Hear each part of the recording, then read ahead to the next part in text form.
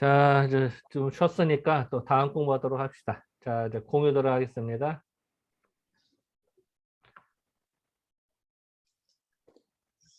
숫자가 손 처음 들어.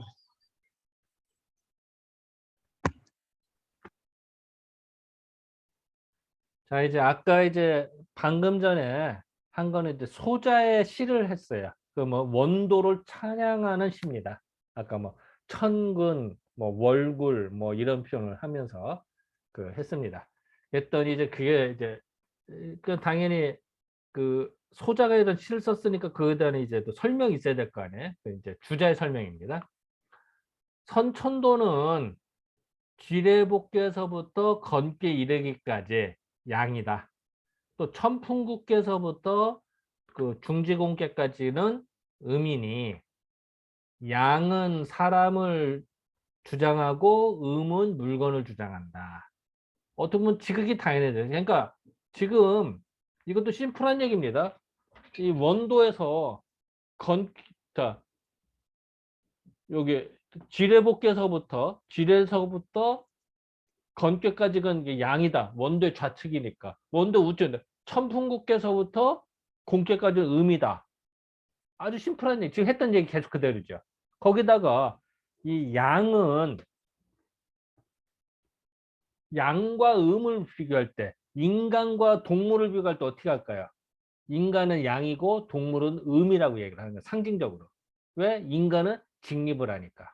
동물은 네발짐승이나 땅과 가까워요. 그죠? 머리가 땅과 가까워요. 땅하고 가까워요. 머리가.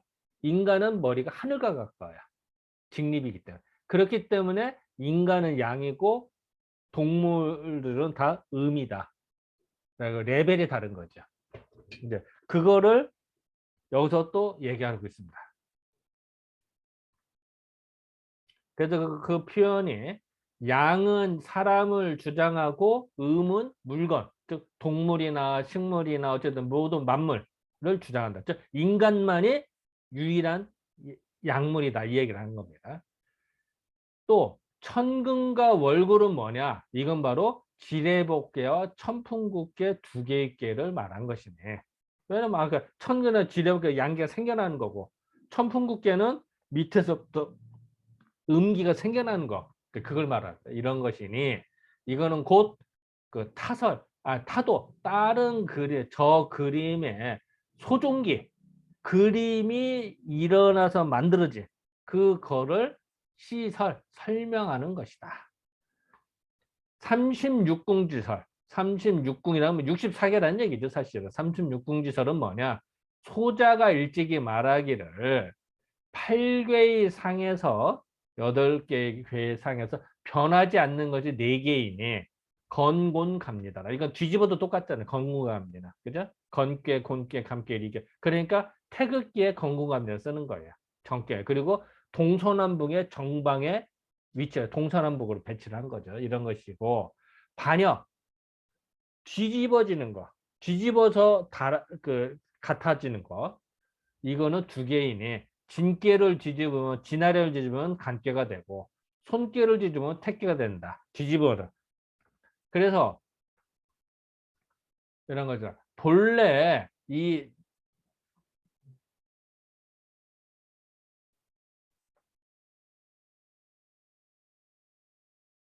네 개의 꾀에 근본을 두었지만 이 반역 그 뒤집어지는 것으로 되는 것이 두 개의 꾀가 되는 것인데 결국은 6변이 성변 6개의 변화로서 8결이 이룬다. 여기서 6변이 변화라는 거는 왜냐하면 여기 진깨와 간깨는 뒤집으면 같아지기 때문에 그 하나의 꾀를 보는 거예요.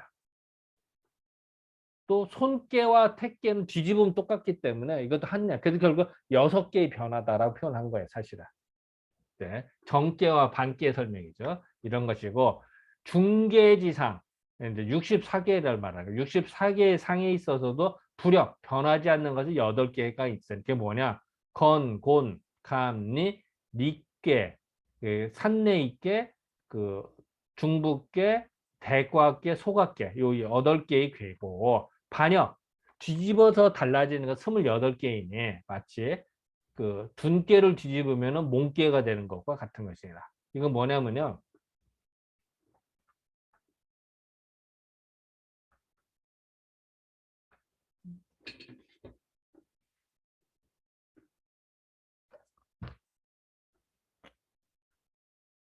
음, 수레둔. 이게 수레둔께거든요. 수레둔께를 뒤집으면 뭐가 될까요? 이게 산수몽께가 되거든. 산수몽께.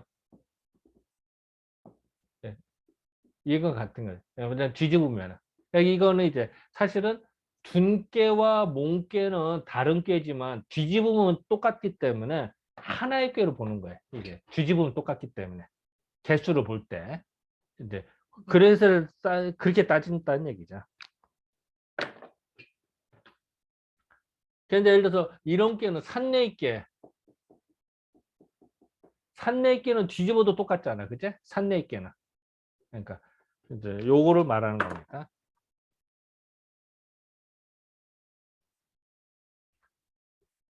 그래서 이런 것이 아니라 그 56개의 근본을 둠에 그 반역 그 뒤집어서 되는 거는 28개이니 36개의 변화로서 그 결과적으로 36궁이 64개가 만들어지는 것이다. 이 얘기고요. 장행성이라는 사람 있잖아요. 이 장행성이라는 사람이 말하기를 천지지간 하늘과 땅 사이에 오직 유일한 거는 오직 한 개는 상대할 바가 없어.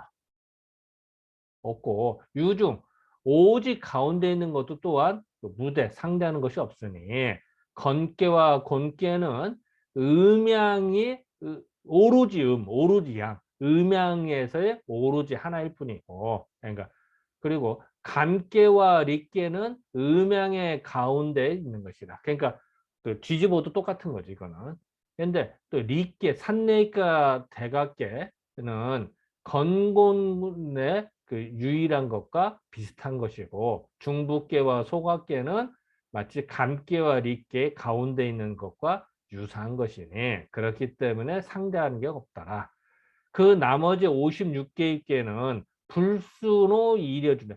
그 전이란 것도 아니고 가운데 있는 것도 아닌 전이란 것과 가운데 있는 것과 는 다르게 순수하지 않으니 즉 이거는 상대하는 바 뒤집으면 다른 꾀가 생기는 것이 아니라 그래서 사실 36궁을 설명하는 겁니다. 이렇게 복잡한 설명 같은데 그건 36궁 설명입니다.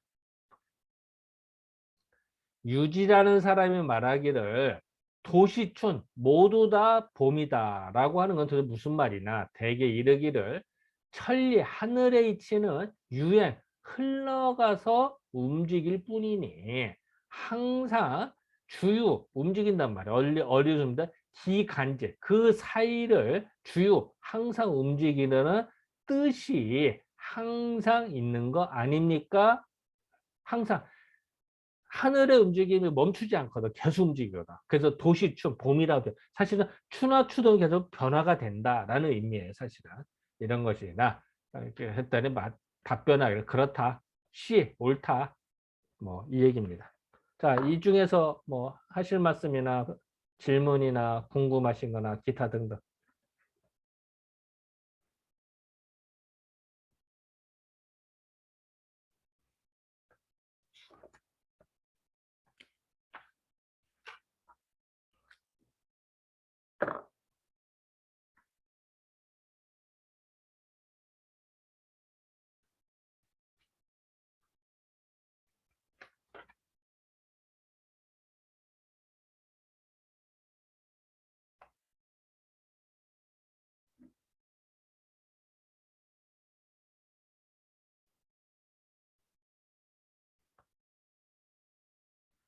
그러면은 그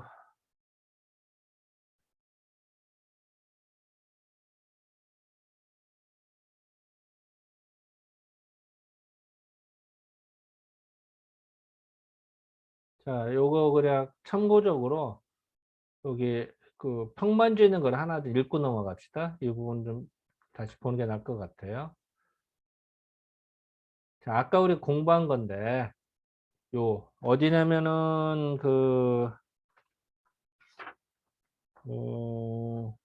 147쪽, 교재로는 147쪽 아래쪽입니다. 여기, 자, 요 부분 한번 읽어봐죠. 걔를 아래로 뒤집는 반. 괴를 위아래를 뒤집는 반을 하여도 그대로인 괴는 품격이 높은 괴로 정괴라고 한다. 예, 8괴 중에서는 건괴, 곤괴, 감괴, 릿괴 총 4개가 있다. 예, 따라서 이 정괴를 정방에 우선적으로 배치한다. 반면 반하였을 때 바뀌는 괴는 품격이 낮은 괴인 반괴로 진괴, 관괴, 손괴, 택괴 4개이다. 따라서 이들은 간방, 즉 측방에 배치한다. 반괴가 4개이지만 반하여 생기는 것을 감안하면 실제적으로 2개의 괴로 계산한다. 따라서 8개의 괴이지만 사실상 6개의 괴가 변하여 8개의 괴가 만들어지는 것이라고 하였다. 예. 그러니까 지금까지 한 거 이제 그 설명을 한 겁니다. 요거. 근데 이제 그 다음에 중요한데요. 참고로 예, 진괴가 반하여 간괴가 된다고 하지만 간괴가 반하여 진괴가 된다고 표현하지는 않는다. 음, 왜 그럴까? 예, 손괴가 반하여 택괴가 된다고 하지만 택괴가 반하여 손괴가 된다고 표현하지는 않는다. 왜 그럴까? 예, 이것은 아버지인 건괴와 어머니인 곤괴가 만나 처음으로 장남인 진괴와 장녀인 손괴가 생겨났는데 나중에 태어난 소남인 간괴와 소녀인 택괴보다 더 중요하기 때문이다. 즉 양의 기운이 처음 생겨나는 것과 음의 기운이 처음 생겨나는 것이 나중에 생기는 것보다 더 중요한 것으로 보기 때문이다. 예. 그래서 표현을 진깨가 반해서 간깨가 된다 이런 말은 나오지만 간깨가 반해서 진깨가 된다 이렇게 말은 안 해. 이렇게는 말 안 해. 요것도 이제 토막상식이지만 요것도 이제 그래서 잠깐 읽고 넘어갔습니다.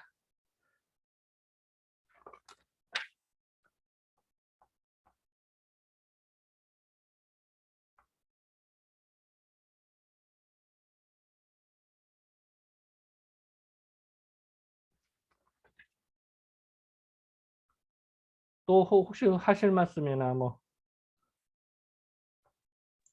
없으면 통과? 예, 여기 말씀하세요. 잠깐 누구 다른 분 하실 말씀? 아니 말씀하세요. 얘기하시죠. 아, 여기 이계원 선생님 들어오셨네? 이현 선생 지금 보니까 들어오셨네? 네. 됐다 반갑습니다, 이계원 따라오세요. 선생님. 반갑습니다. 네.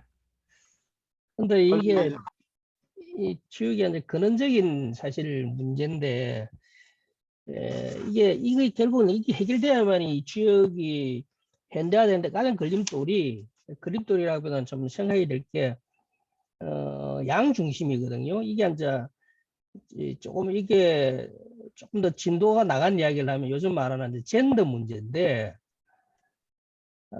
양중심적인 거 지금 서양 철학에서도 그 계몽주의 사상에서도 가장 지금 현대 계몽주의가 우리의 어떤 근대화를 열은 모더니즘을 만들었긴 했지만 지금 가장 큰 것이 비판받는 게 물론 그 당시에는 당연한 거였지만 그 젠더 부분에서는 무감각했다. 뭐 해결이 굉장히 대단하다고 했지만 젠더 부분에서는 문제가 있다. 뭐 그 당시 같으면 젠더 문제 자체 생각도 하지 않았던 거고 뭐 당연했던 거였는데 어쨌든 이 시대에서 이제 다시 들여다보면서 그래서 뭔가를 찾아내야 되는 입장에서 보면 그 모더니즘에서도 결국은 젠더 문제에 모든 그 서구의 계몽주의가 젠더 문제에서는 굉장히 좀 뭐라 해야 될까 젠더 문제가 된 거죠. 그런 면에서 보면 똑같이 지금 우리가 동양학 특히 동양학 중에서 지금 주역이 보면 양우성적으로 보고 있는 이 부분이 젠더 부분하고 연결을 해본다고 한다면 이 부분 우리가 좀 이 부분을 뭐 제가 대답을 드리는 건 아니고 계속 고민하면서 이걸 어떻게 시대마다 해석을 해야 될까? 이걸 넘지 못하면 주역은 이 시대에 맞는 그 반쪽짜리밖에 될 수 없지 않는가. 한번 우리 계속 고민해. 이걸 이 중심으로 우리가 되어 왔기 때문에 뭐라고 할 수는 없지만 이것을 어떻게 현대적으로 봐야 될 건가. 이게 어찌 보면 주역의 가장 큰 난제일 수도. 그런데 분명한 거는 주역을 최초에 만들었을 때는 음이 귀하고 양이 뭐 비하다. 그거는 이제 개사전에서 나오는 그 유의 이제 학설에 의해서 물론 그게 개사전에 주자가 공자가 이야기했다라고 하기 때문에 뭐 이론이 있다 없다를 떠나가지고 설사 공자가 이야기했다 하더라도 이 시대에 양이 앞서고 양이 존하고 음이 비하다. 이런 것은 우리가 뛰어넘어야 근본적으로 주역이 시대를 해석할 수 있지 않을까. 저는 사실 개인적으로는 굉장히 그에 대한 어떤 그 하도를 사실은 갖고 있습니다. 지금도 이 해석이 보면 뭐 지금 원장님 해석이 잘못됐다는 게 너무나 뭐 당연히 이제까지 해왔던 그 어떤 흐름에서는 뭐 맥을 정확하게 잇고 있지만 이게 우리가 고민을 해야 되는 부분이 아닌가. 저는 계속 좀 개인적인 그런 하도를 가지고 있어요. 그래서 나중에 같이 공부하시는 우리 도반들이 그에 좀 좋은 생각이 있고 하면 이렇게 하면 어떨까, 뭐 저렇게 하면 어떨까 좀 의견들을 혹시라도 좀 내주시면 그걸 또 참고를 해가지고 어떤 방향을 찾지 않을까. 저한테는 굉장히 좀 하도로 이걸 뚫어내야 네, 되지 않을까. 제가 한 말씀 감이 올렸습니다.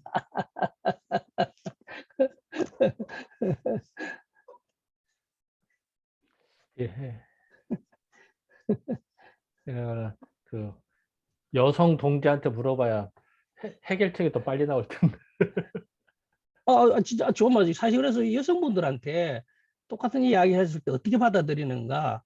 물론 어떤 분은 그 시대에서는 뭐 당연히 우리 그 이해하고 가자 할 수도 있고, 이 시대의 어떤 상의 흐름에 적절치 못하다 하면서 아이디어를 내죠. 사실 그래서 여기 우리 공부에 여성분들이 있으면 참 좋죠. 그러면 무슨 좀 생각도 하고 그럴 거라 아쉬움이 좀 있네요. 제 생각입니다. 이은규 교수님 어떻게 생각하세요? 저는 근데 이제 이게 그, 시대를 통틀으라고 하는 것 자체는 항상 우리가 외삽이 필요한 내용이잖아요. 그러니까 뭐라고 얘기해야 되나? 그 시절에 그 풀어가는 원리와 그거를 사실은 우리가 지금 똑같이 푸는 건 아니잖아요. 똑같이 그러니까 그런 근본 원리를 가지고 이 시대를 읽어보려고 하는 거니까 거기에 말에 거기에 얽매여 있으면 사실 공부하는 의미가 없는 거죠. 그러니까 그 뜻에 얽매여야지 말에 얽매여서는 안 된다. 이런 생각입니다. 근데 이제 그 얼마큼 그걸 풀어낼 수 맹담, 아느냐가 이제 중요하지 않겠냐 이런 생각을 하고 있습니다. 맹답이네요. 아야 뭐 저도 이제 그렇게 생각을 해봤. 계속 저한테는 들어오는 하도입니다. 많이 좀 도와주십시오. 근데 우리가 아까도 음양을 구분할 때 인간은 양이고 동물은 음이라고 그랬잖아요. 또 군자와 소인을 말 때 군자를 양이라고 하고 소인을 음이라고 보잖아요. 즉, 그 음과 양의 컨셉은 매번 달라지는 거고 매번 예를 드는 것 뿐이거든. 물론 그 중에는 생물학적인 남자, 생물학적인 여자도 있겠죠. 하지만 지위가 높은 사람이 양, 낮은 사람이 이럴 수도 있고요. 또 부모는 양, 자식은 음일 수도 있잖아요. 그죠? 그러니까 그거는 매번 달라진 컨셉 중인데 그 중에 하나 일부, 그 여자, 남자, 생물학적인 그런 것만 하나만 집어넣어서 모든 게 적용시킨다? 또 그렇게만 강조한다라고 하는 거는 우리가 말할 때 음양의 컨셉하고는 거리가 좀 멀죠. 그건 주역을 제대로 공부 안 한 사람이니까. 그러면 그런 사람 보고 인간은 양이고 동물은 음이라는 걸 어떻게 설명하겠냐는 거야. 그죠? 동물에도 수컷 암컷이 있는데, 그죠? 그러니까 컨셉 자체가 다른 거죠. 근데 그거를 획일적으로 막 말한다라고 하는 좀 어폐가 있지 않을까요? 특히나 이제 뭐 제가 권 선배님이 하시는 거 상당히 많은 대부분에 공감이 가고 이해가 되는데, 이 젠더 지금 연관시켜서 말씀하신 것은 조금 좀 저는 무리가 있다고 생각이 들어요. 좀 세죠. 그 문제에 대해서. 왜 그러냐면 남녀도 평등하다는 게 똑같다는 건 아니잖아요. 그게 이제 저같이 동물하는 사람 입장에서 보면 확실히 남녀가 다르더라고요. 수컷과 남컷이 달라요. 다른 걸 인정하고 가는 게 중요한 건데, 그 왜 다르고 어떤 면에서 다르다는 것 자체가 이제 다르다는 거를 여태까지 남성이 시대적으로 우점적으로 이용한 측면은 당연히 있는데, 다르다는 것은 있다는 거죠. 똑같지 않다는 거죠. 생물학적으로 다르게 다른 의미가 있는 거죠, 사실은. 당연하죠. 그 음과 양이 이제 그 구분되어지는 거는 뭐 맞죠. 남녀가 구분이 되고 동물과 사랑이 구분되는 그걸 제가 부정한다는 게 아니고, 양이 존하고 음이 비하다라고 존비의 그 우열로 보는 것이 나는 문제라는 거예요. 네네네. 그렇죠. 예? 남녀의 구분이 없이 한다는 거는 생물학적으로나 맞지 않는 건데, 다만 양은 귀하다라고 하는 컨셉을 가지게 되고, 음은 선하다 비하다라고 하는 어떤 우열의 관계를 보는 것에 나는 그런 문제가 있다는 거예요. 왜냐하면 주역사실은 분명히 그렇게 되어 있거든. 그러다 보니까 이후에 모든 학자들은 그렇게 계속 풀이해 나가고 있는 거죠. 그래서 제가 지금 말씀드린 거는 이제까지 주역의 어떤 그 기존 텍스트라고 할 수 있는 개사전에 지금 가장 그 철학적인 걸 담고 있는 건데, 그 자체를 제가 문제 제기를 하고 있는 거죠. 전 충분히 동감합니다. 그걸 이야기해요. 비하냐, 존하냐를 음양으로 가지고 구분하는 거는 지금 시대에 우리가 생각해봐야 될 부분 아닌가. 그게 되게 중요한 측면입니까, 그게요?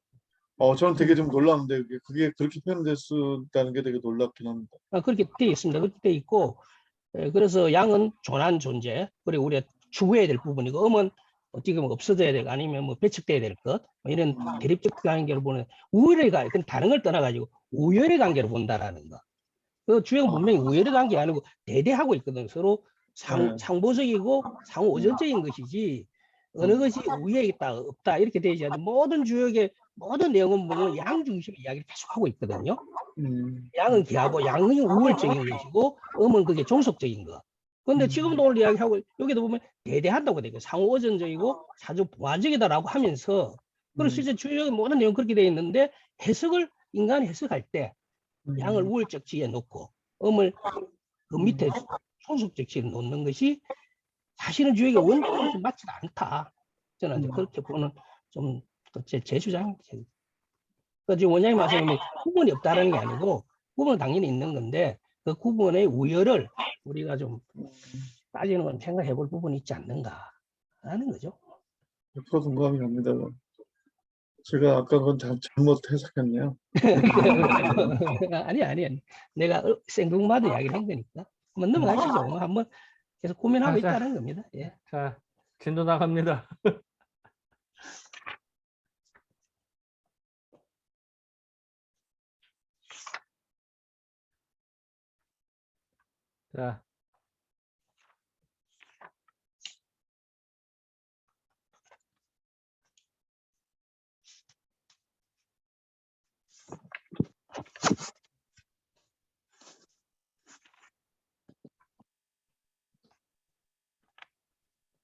자, 이제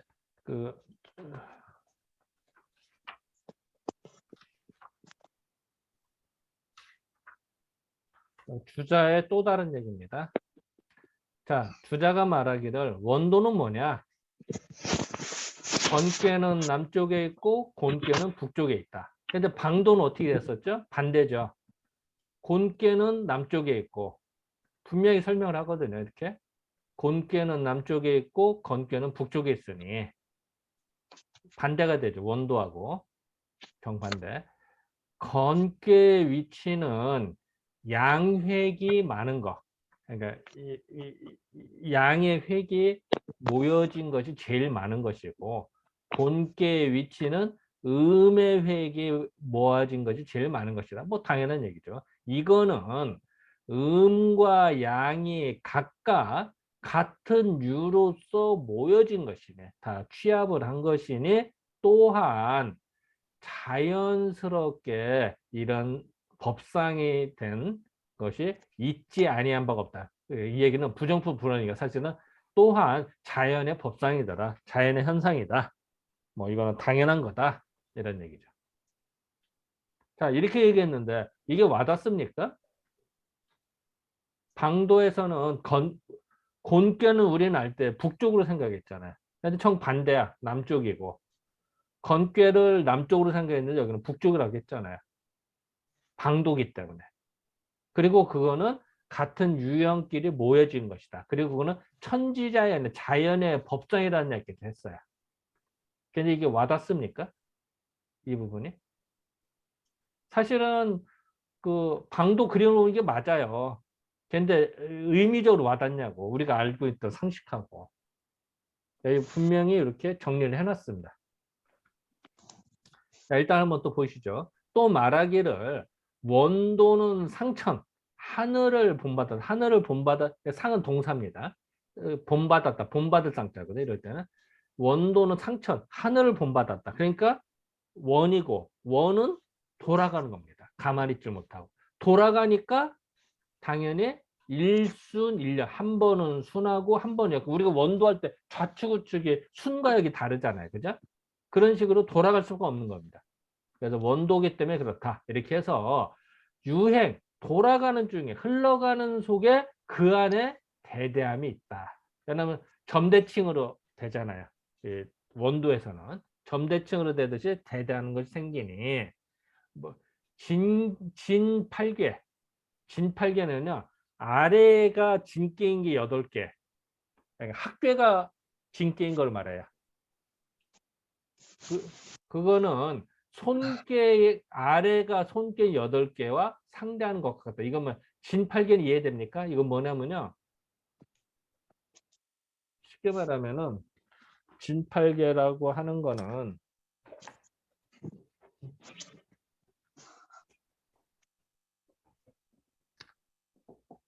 이게 진괴잖아요. 진괴 위에 건괴도 있을 수도 있고 택괴도 있을 수도 있고 뭐 리괴 이렇게 8개가 있잖아요. 아래가 똑같이 다 진괴를 말하는 거예요. 아래가. 이게 이걸 진팔괴라고 그래요. 진괴가 학괴 아래에 있는 괴가 진괴인 게는 8개일 수밖에 없죠. 그죠? 마찬가지로 곤괴다. 그러면 곤괴가 학괴인데 위로 8개의 괴가 되겠죠. 그죠? 모든 괴가 마찬가지죠. 그래서 예를 들은 거죠. 근데 그걸 말하는 겁니다.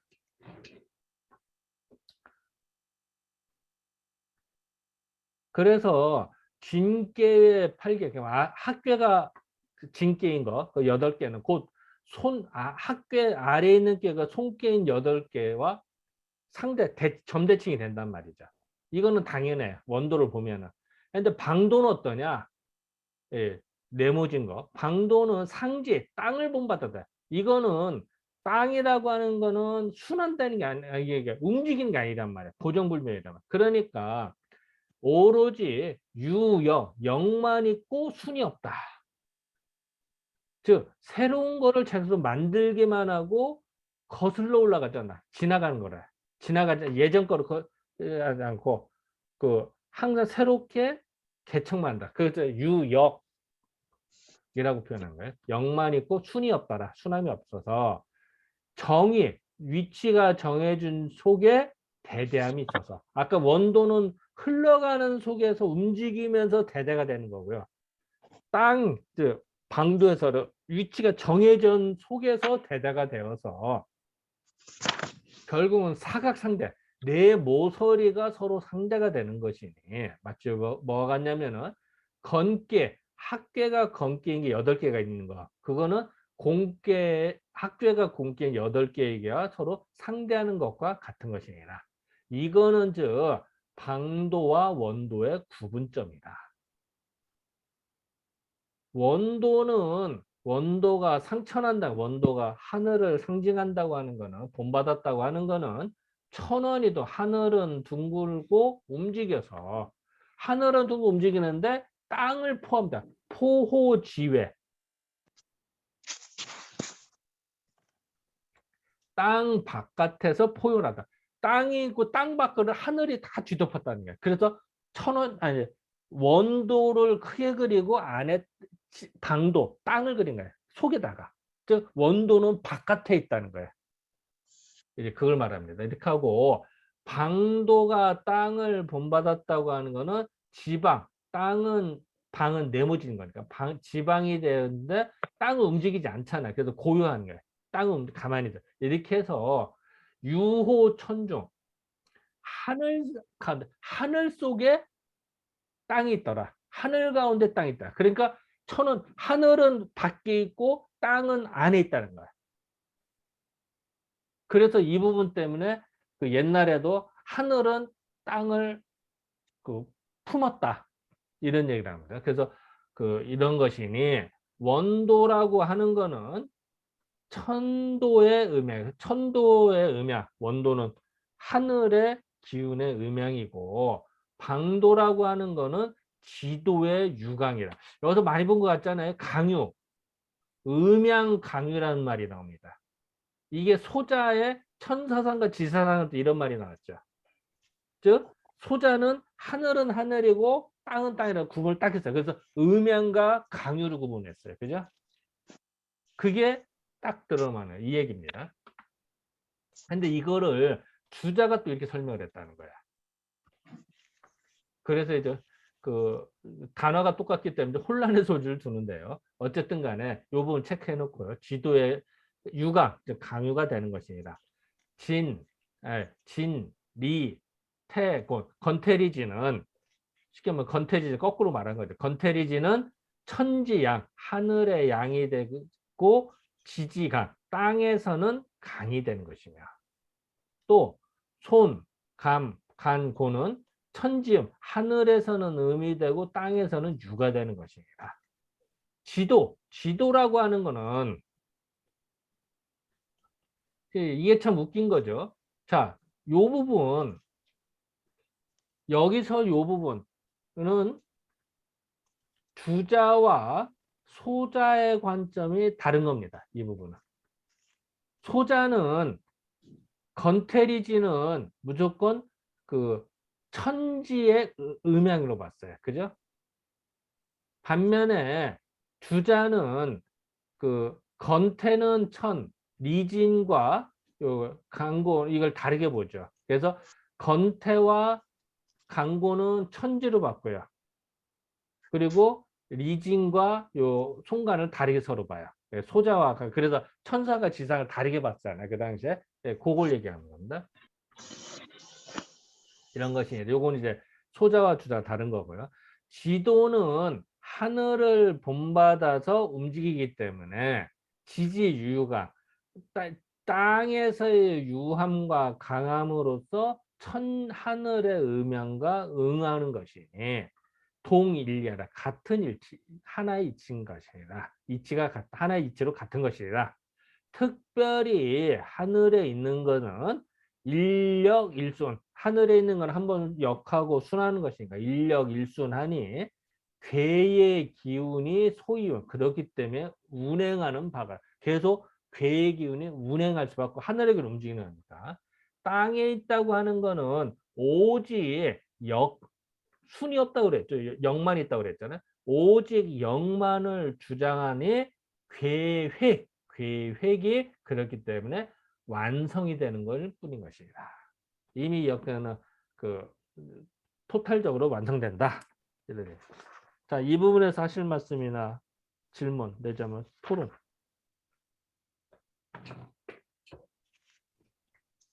다시 얘기하지만 이 부분은 소자의 설명과 다른 겁니다.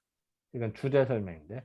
근데 주자도 뭐 이런 지도지 유강 강의에서 혼란의 소지를 은근히 준 건 있죠, 사실은. 소자와 다르게 설명하면서 개념을 다르게 봤으니까.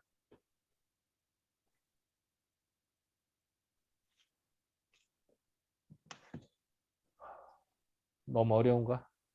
근데 아니 그런데 어. 뒤에서 나는 기대를 했는데 뒤에서 제가 정확히 해석을 안 해서 혹시 제가 잘못 알고 있는지는 모르겠는데 그 방위가 원도가 틀린 거를 분명히 주자도 인지를 하고 그걸 썼는데 왜 그러하냐라는 거에 대해 직접적인 저는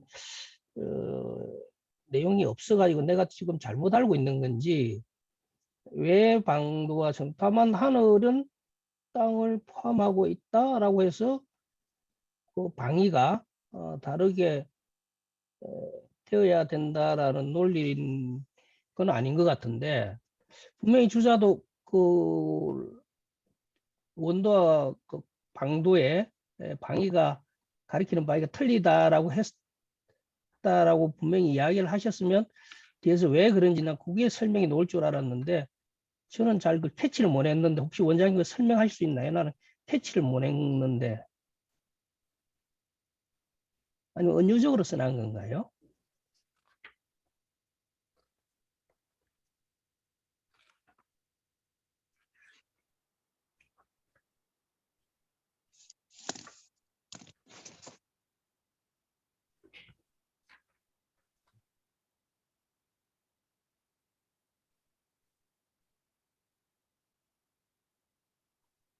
그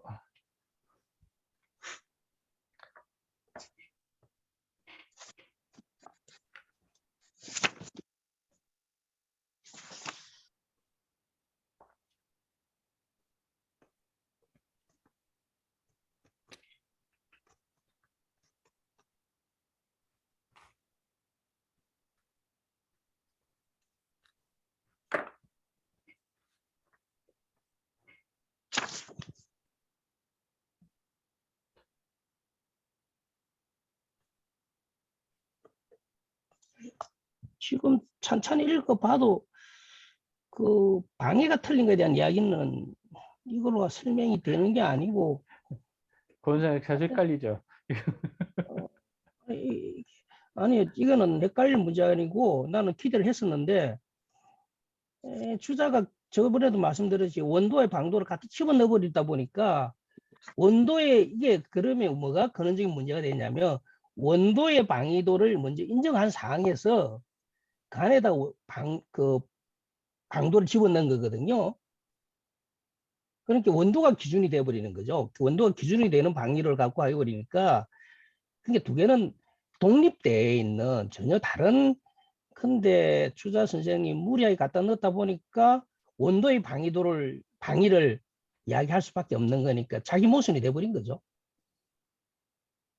그리고 누차 말씀드리지만은 방도는 그렇게 막 기하학적으로 이렇게 나열해 보니까 그 모양이 된 것이지 그것이 어떤 이쪽이 남이고 아래쪽이 북이다 뭐 이런 것은 그 성립될 수가 없는 이야기죠. 처음부터.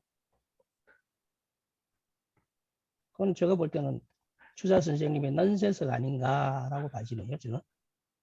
저는 가감히 그만을 주장할 수 있을 것 같아요. 근거가 굉장히 빈약합니다. 예. 왜냐하면 계산생들 어디도 요런 식의 설을 하는 건 여기밖에 없거든요. 근데 모르겠습니다. 저기 저 누구죠? 소자 선생님의 한국 경제도에 또 어떻게 그 방위를 주장하는지는 모르겠습니다만은 좀 제가 볼 때는 그렇다 하더라도 넌센스다. 굳이 방위를 논하지 않으면 되고 그 자체로 나름대로 완결된 어떤 도행인데 그거다 굳이 방위를 무리하게 넣을 이유가 있었나라는 좀 생각이 드네요. 제가 볼 때는 그 정도 해두시죠. 뭐. 그 정도 해두시고 저는 그렇다는 겁니다. 이야기 오늘 안 하려고 했는데 참 마스크 해야겠다.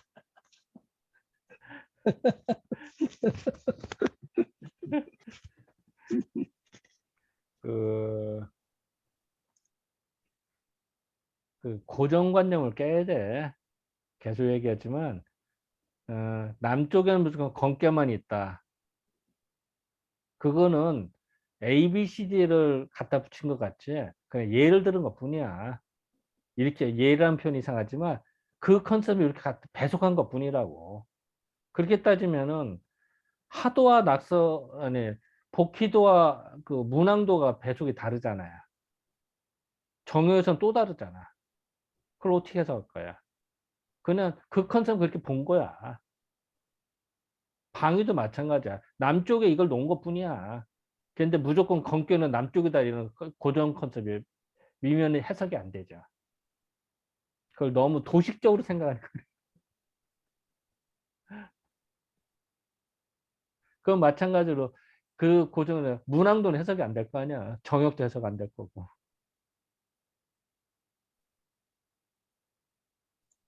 제가 마스크를 하는데 결국은 또 벗을 수밖에 없는데 아이, 우리 저 진도 나갑시다고 막 5분밖에 안 남았는데 지금 우리 이윤규 교수님 지금 쫄림하시는데 아이 꼰대들 빨리 나가시고 쓰잘데없는 이야기한다. 빨리 나가시죠. 우리 지금 힘들어하고 있는 우리 조 선생님도 지금 힘들어가고 어렵게 지금 강의 들으시는데 그러게. 예. 그,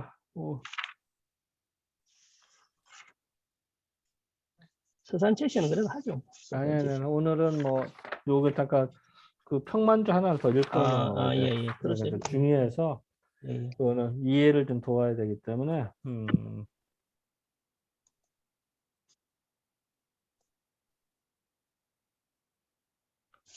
어디냐면은, 잠깐만요. 아유, 잘못 들어갔다. 이게 아니라, 이거 아니다. 자, 평만주에서,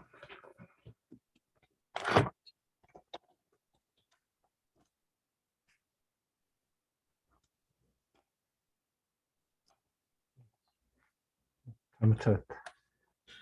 나도 안 봤다.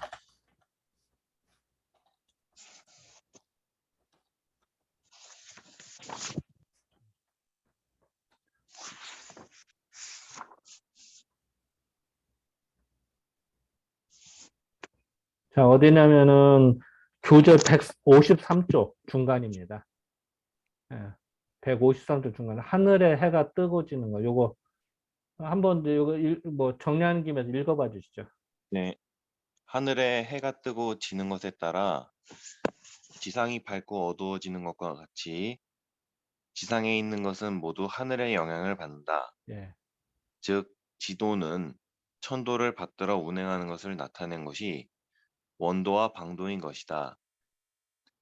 천도는 음양으로 운행하면 그에 대하여 지도는 강유로 응하는 것이다. 이와 같이 지도는 천도의 영향 아래에서 움직이므로 움직이는 이치는 서로 같다고 볼 수 있다.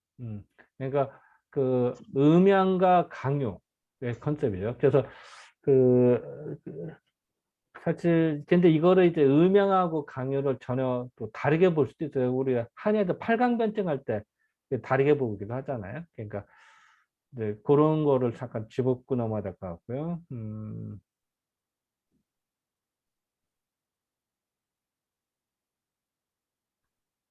자, 이 부분 한 번 더 읽어가지고 그 다음 예, 그러나 천도는 예, 순과 역으로 괴기 60자계를 사계절 12달 24절기 70 이후에 배당하는 것 괴기가 운행한다. 반면 지도는 역만 있으므로 운행할 수가 없다. 단지 괴액이 완성되는 것을 설명할 뿐이다. 따라서 괴가 만들어지는 것을 설명할 때는 방도로 설명하고 괴가 운행하는 것은 원도로 설명한다.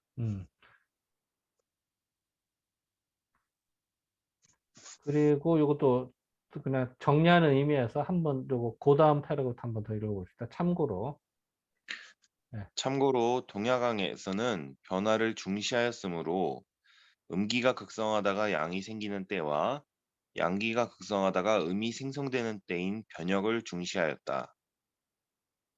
그러므로 원도인 천도에 순과 역이 번갈아 운행되므로 이를 더 중요하게 여겼다. 일상생활에 있어서도 아들이나 딸이 처음 태어난 때에는 온 식구들이 축하해 주는데 이는 다음의 세대가 새로 시작하는 첫째라는 의미도 있지만 집안 식구에 변화를 주기 때문이다. 둘째와 셋째의 경우 첫째에 비하여 대접받는 것이 상대적으로 떨어지는 까닭이다.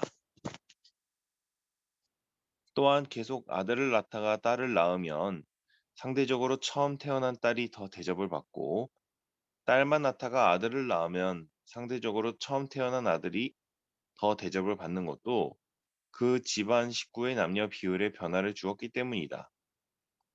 이와 마찬가지로 주역에서도 양이 처음 생겨나는 때와 음이 처음 생겨나는 때를 다른 때보다 더 중요시 여기는 것이다. 따라서 양의 기운이 처음 시작되는 진깨와 음의 기운이 처음 시작되는 손깨를 변화의 시작으로 인식한다. 이제 진깨와 손깨의 변화의 시작이 그 중요시 여기지만 아까 여도 났지만 집안 식구가 처음 변화될 때 손자가 생긴다 이러면 집안에 큰 행사가 되는 거죠. 근데 손자가 한 명, 뭐 여러 명인데 또 생겼다 그럼 별거 아니야. 그것도 대단하지만 첫째 뵈면 대접이 다르죠. 이제 그렇게 생각하면 편하죠. 이제 그런 것들이 사실은 이제 아까도 진깨와 손깨를 중시하는 것 중에 하나도 이런 인식의 변화이지 않나. 장남 장녀를 중시하듯이. 그러니까 그런 어떤 설명의 일환으로서 잠깐 읽어봤습니다.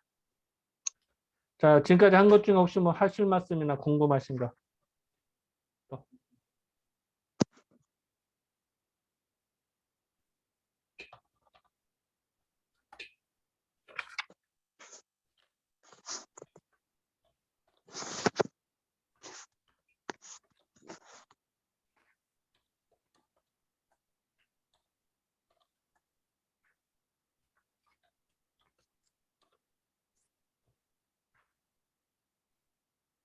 없습니다.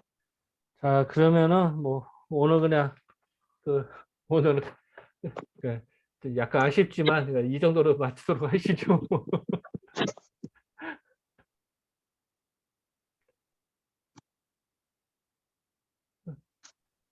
또 뭐 혹시 하실 말씀이나 또 기타 등등.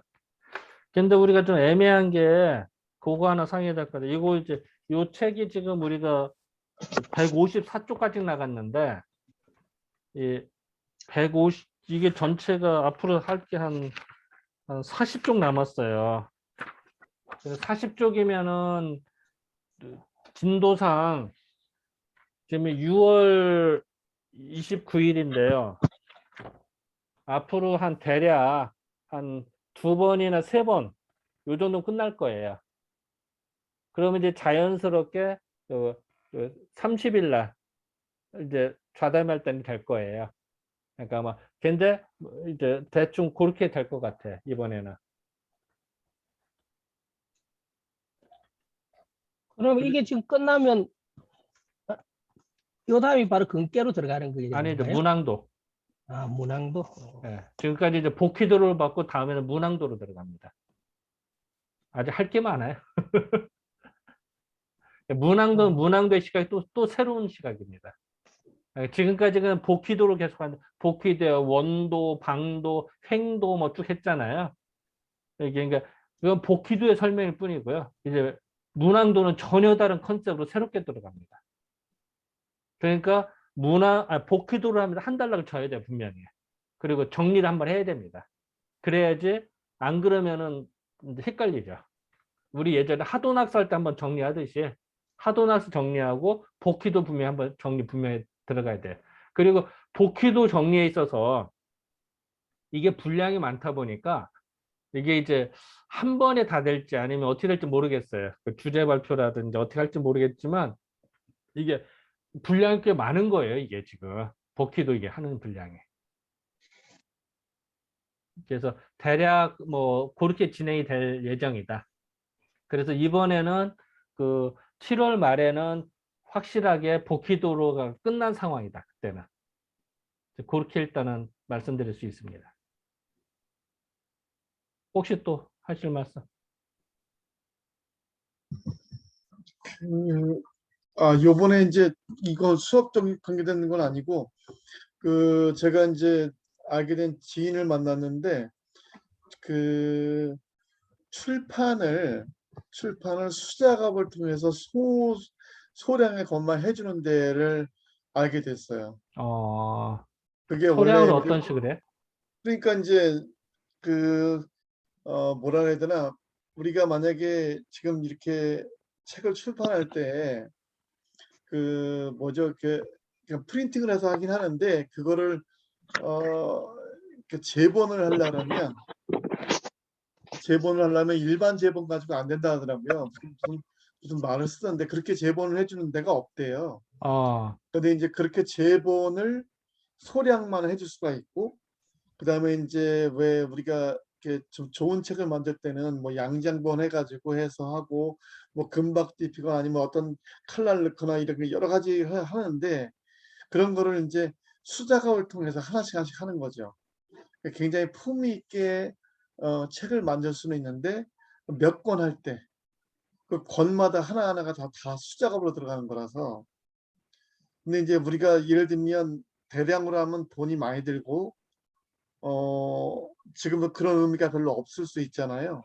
근데 이제 지금 현재 우리가 수권을 가지고 그런 모양새를 낼 때 뭐 예를 들면 10권을 한다. 10권도 많을 수도 있는데 하여튼 뭐 4-5권을 한다 할 때 좀 그렇게 품 있게 만들 수 있는 곳을 하나 이제 알게 됐다, 이렇게 말씀드립니다. 그거는 이제 하나하나 원래 그래서 한 장 한 장 붙여야 된다고 하더라고요. 그렇게 하려면요. 어이구야, 그래.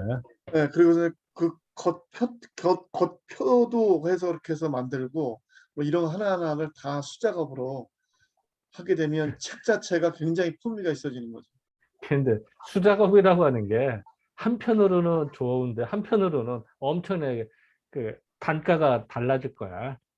그러니까 이제 그거를 말씀드리면 음, 일반적으로 그 상업적으로 한 데서는 못 하는 거죠, 이렇게.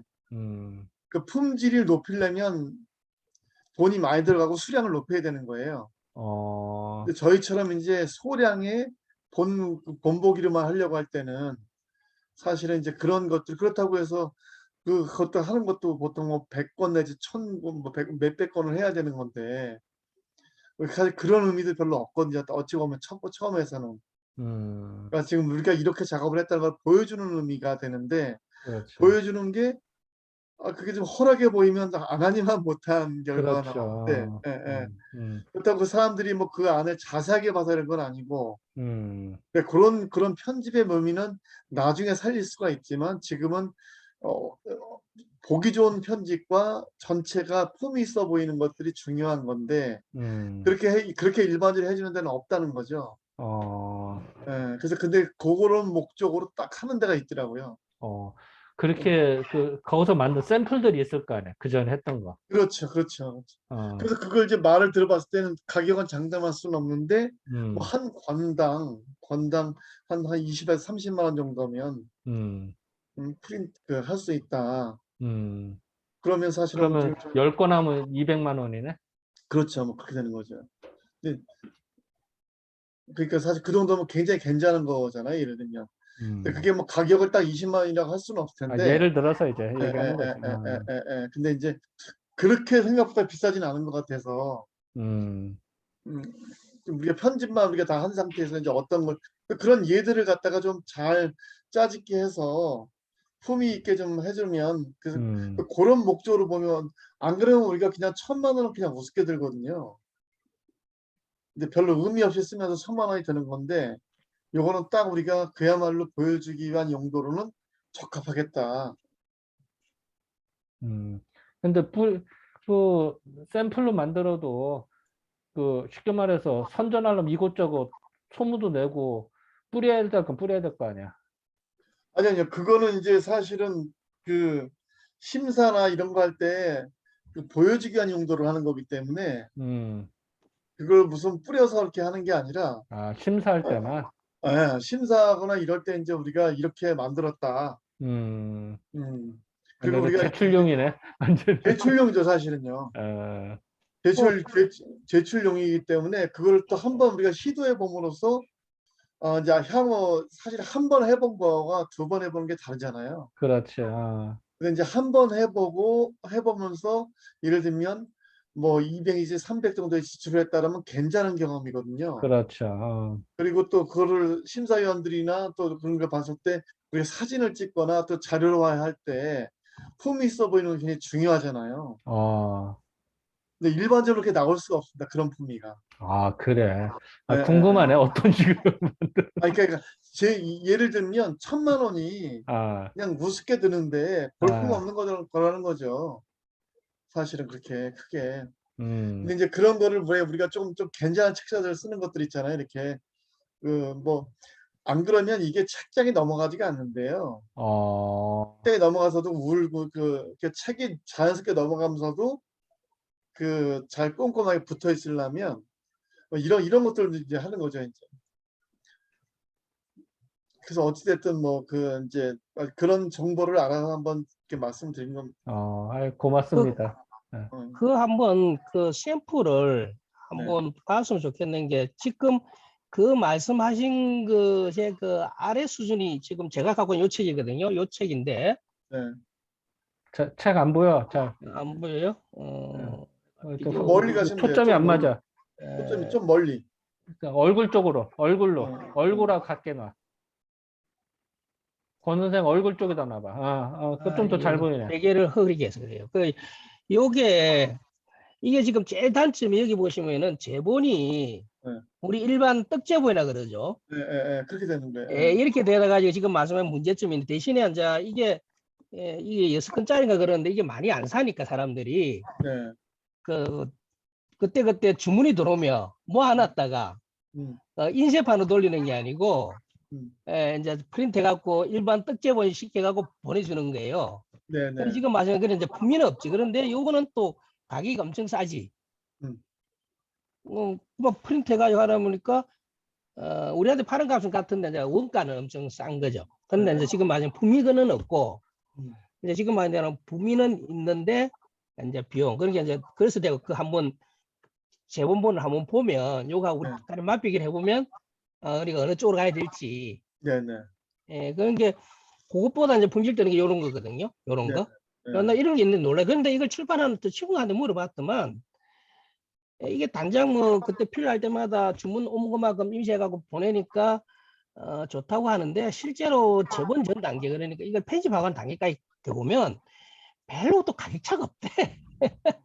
막상 이 출판하는 친구는 형님 그 별로 차이 없습니다. 그 뜻 보면은 맞추면은 그때 하니까 큰 비용이 처음에 들어가는 자본 비용이 안 들어가는 게 그렇지는 않습니다 하면서 그러더라고. 근데 오히려 지금 말씀하신 게 그게 나도 그게 오히려 더 추천할 만. 이거는 뽀대가 안 나.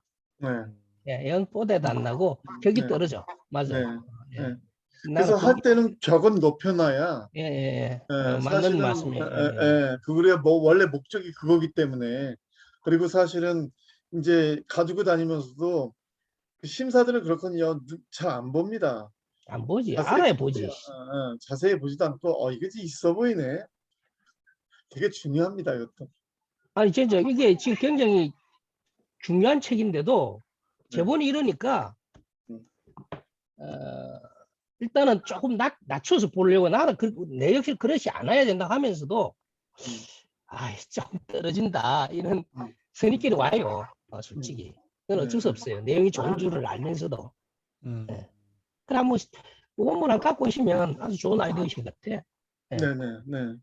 저도 네. 우연히 그걸 하여튼 가서 알게 됐는데 저희들한테 굉장히 딱 맞는 그 스펙인 것 같아서. 근데 단가는 쉽지 않을 것 같아. 좀 나갈 것 같아. 20만 원은 넘을 것 같아요. 한 장씩 그렇게 한다 하면. 근데 이제 앞에 또 크게 디자인돼야 되니까. 우리가 어떻게 주문하느냐에 따라서 다를 수는 있을 것 같은데 거기다 일일이 이제 이렇게 그걸 뭐 이렇게 우리가 양장 두꺼운 표지편에다가 해서 금박으로 찍기도 하고 뭐 이런 것들을 다 주는 거예요. 책의 저기를 완전히 높이는 거죠, 그냥. 쉽게 말하면 표지를 멋있게 한다는 얘기네. 표지를 멋있게 하고 그다음에 표지를 멋있게 하는 거하고 그다음에 지금 권 선생님 갖고 계신 거는 책을 펴잖아요. 그러면 이게 안 펴져요. 양쪽에 눌러놓고 해야 돼요. 예, 그냥 떡제본이라 그러잖아요. 떡제본이 아니라 그걸 무슨 일일이 다 하나 실제본인가 해서 이게 다 맞물리게 제본을 한대요. 그 뒤에 실이 들어가는 거 맞아요. 실제본이 맞아요. 뒤에. 예. 네, 옛날 책이 그래서 지금 말씀 표지가 네. 원장님은 기억하실지 그 옛날에 왜 좋은 책들 보면 비싼 거 보면 금박처럼 눌렀잖아요. 눌러 네, 네. 양각을 응각이라 네, 응각이라 네, 그러지. 네, 응각이래가 눌러져 가지고 지금 네. 그렇게 말씀하신 게 엄청 뻗어나지. 예, 예, 예, 예. 예, 그렇게 먼저 실제 보도를 해서 예, 맞아요. 딱 그냥 촘촘하게 되어 있으면 딱딱 펴면 이렇게 펴지게 예, 되면서 책은 두껍지만 펴질 때도 잘 펴지게 되고 그다음에 이제 좀 두꺼운 그 양장 제본을 하면서 거기다가 글자를만 딱 이렇게 음각으로 뭐 금박으로 찍더니 딱 해서 하면 그냥 이렇게 가볍게 하지 않고 무거우면서 딱 글자 하나로 그냥 끝내주는 뭐 이런 식의 있잖아요. 옛날에 왜 그 장신용 있잖아, 장신용. 장신형이죠. 장신형이죠. 아, 굿 아이디어, 굿 아이디어. 일종의 예, 맞춤형이다, 그죠? 예, 맞춤형. 예, 예. 맞춤형을 할 수 있다는 거죠. 참 그런 게 다 아이디어. 있구나. 그런 거 해주는 데가 없대요. 그럴 것 같아. 그런 거 해주는 데가 없으니까 거기가 그게 전문이래요. 홍대에 있는데. 어쨌든 참 좋은 정보를 알아오셨네. 그러니까 그래서 좋은 정보인 것 같아가지고 이제 한번 공유하려고 말씀드린 겁니다. 근데 어쨌든 한번 그쪽에서 만들었던 거 기존 샘플이나 그전에 했던 거 한번 네. 사진이라도 봤으면 좋겠다요. 아니면 뭐 그거는 이제 제가 이제 아, 되면은 우리가 진행될 때쯤 하면 저도 이제 제가 아는 친구한테 소개를 받아야 돼요.